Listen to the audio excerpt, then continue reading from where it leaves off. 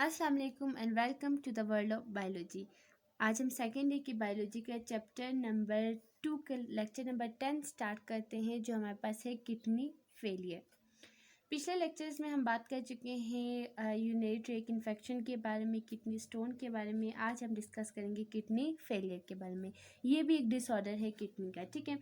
तो सबसे पहले डिफाइन करते हैं कि किडनी फेलियर खुद क्या है। Kidney failure is when kidney do not work as they should. Kidney failure यानी कि जब किडनी जो है वो अपना काम सही से ना करे, ठीक है ना।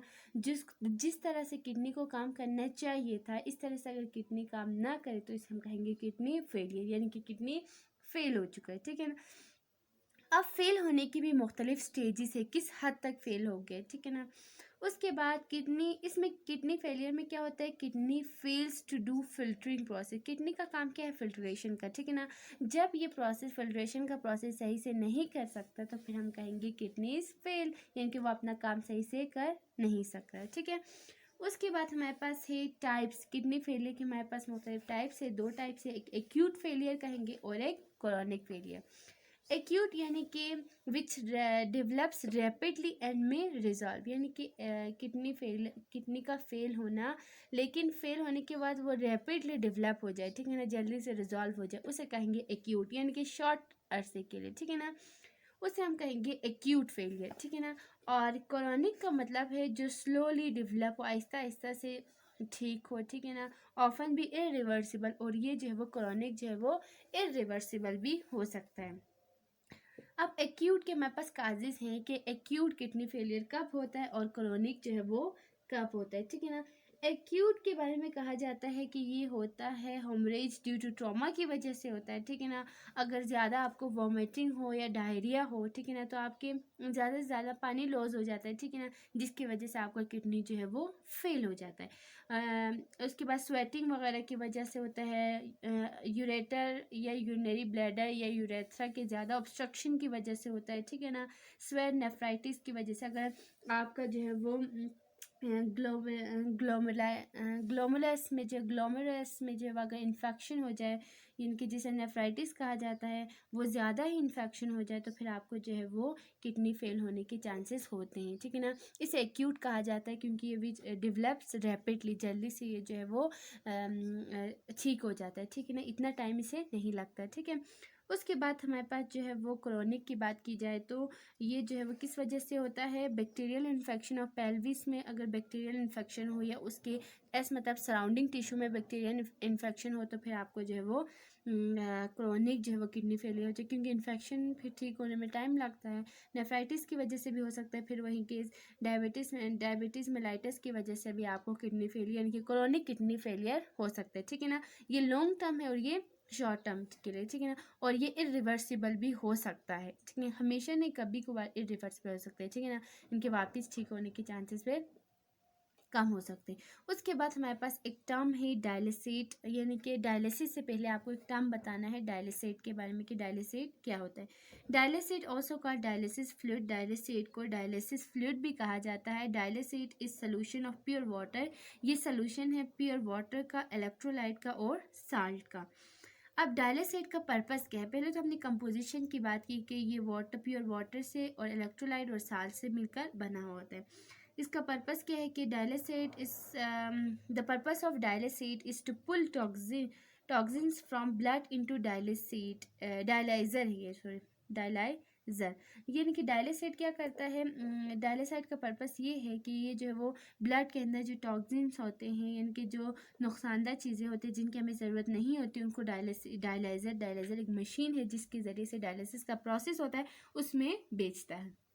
उसके बाद हम डायलिसिस की बात करते हैं, ठीक है ना। A procedure to filtrate toxins from the blood by artificial method when the kidney are unable to perform function is called dialysis, ठीक है ना। डायलिसिस एक ऐसा प्रोसीजर है जिसमें हम टॉक्सिन्स को ब्लड से बाहर निकालते हैं, ठीक है ना, ब्लड को टॉक्सिन से पाक करते हैं आर्टिफिशियल मेथड के ज़रिए, ठीक है। जब किडनी जो है वो अपना काम सही से ना कर रहा हो तो उसे हम डायलिसिस कहते हैं या रेनाल डायलिसिस कहते हैं। ठीक है, रेनाल मतलब किडनी। यानी कि इसमें क्या होता है कि ऐसा प्रोसीजर जिसमें हम टॉक्सिन्स वगैरह को, केमिकल्स वगैरह को, ठीक है ना, जो हमारे लिए नुकसानदा है उसको क्या करते हैं हम ब्लड से जो है वो निकाल देते हैं आर्टिफिशियल मेथड के ज़रिए से। और जब किडनी ठीक हो तो फिर वो किडनी खुद ब खुद निकालता है, लेकिन अगर किडनी ठीक ना हो तो फिर एक प्रोसेस किया जाता है जिसे डायलिसिस प्रोसेस कहते हैं या रेनाल डायलिसिस कहते हैं। ठीक है, उसके बाद हमारे पास रेनाल डायलिसिस के हमारे पास दो टाइप हैं। ठीक है, टाइप ऑफ रेनाल डायलिसिस में एक हेमोडायलिसिस है और दूसरा हमारे पास पेरिटोनियल डायलिसिस। ठीक है, इसमें क्या होता है, in haemodialysis your blood flow out of your body around a dialysis machine and through a dialysis. इसमें क्या किया जाता है, आपके बॉडी से जो है वो ब्लड को निकाला जाता है, फिर एक मशीन में डाला जाता है और इस मशीन को डायलाइज़र कहा जाता है। उस मशीन में ब्लड घूमता है और वहाँ पे आपकी ब्लड की फिल्ट्रेशन होती है, यानी कि वहाँ से टॉक्सिन सब्सटेंसेस को जो है वो ब्लड से निकाला जाता है।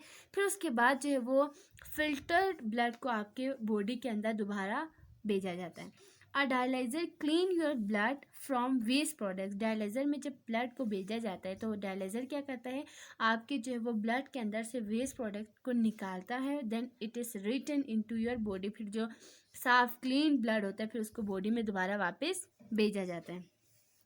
A catheter is inserted in a blood vessel. हमारे ब्लड वेसल के अंदर जो है वो यूजुअली आर्म्स के ज़रिए से जो है वो यानी कि ट्रेक बनाकर जो एक कैथेटर को जो है वो इंसर्ट किया जाता है, डाला जाता है। ठीक है, the blood moves into the tube of dialyser. फिर ब्लड को जो है वो डायलाइज़र के ट्यूब में जो है वो ब्लड मूव करता है।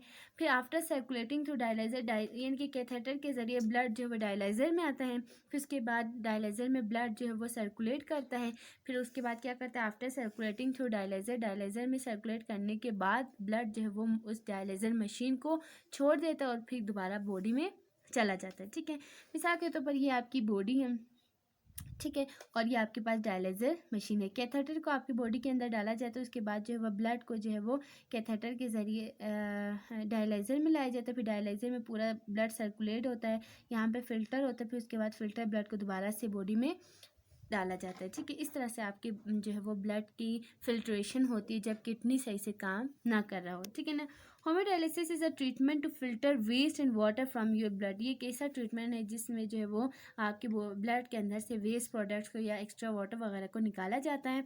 As your kidney did when they were healthy. जब आपका किडनी सही होता है तो जो किडनी काम कर रहा होता है उस वही काम जो है वो डायलाइज़र करता है। अच्छा, एक बात ये है कि जब डायलिसिस का प्रोसेस होता है तो पूरा ब्लड जो है वो डायलाइज़र में डाला नहीं जाता, बल्कि जो है वो तकरीबन 2 कप्स, ठीक है ना, तकरीबन 2 कप्स जो है वो डायलाइज़र में डाला जाता है, इनके बहुत कम परसेंट डाला जाता है। फिर उसको फिल्टर किया जाता है, फिर वो ब्लड में बेग जाता है, फिर 2 कप इस तरह, यानी कि बॉडी से पूरा ब्लड जो है वो निकाला नहीं जाता। उसके बाद जो है वो एक बात यहाँ पे है कि 85 यानी कि होम्योडायलिसिस कब किया जाता है, डायलिसिस का प्रोसेस कब किया जाता है, जब 85% टू 90% आपकी किडनी जो है वो फेल हो, ठीक है ना, तब ये प्रोसेस होता है।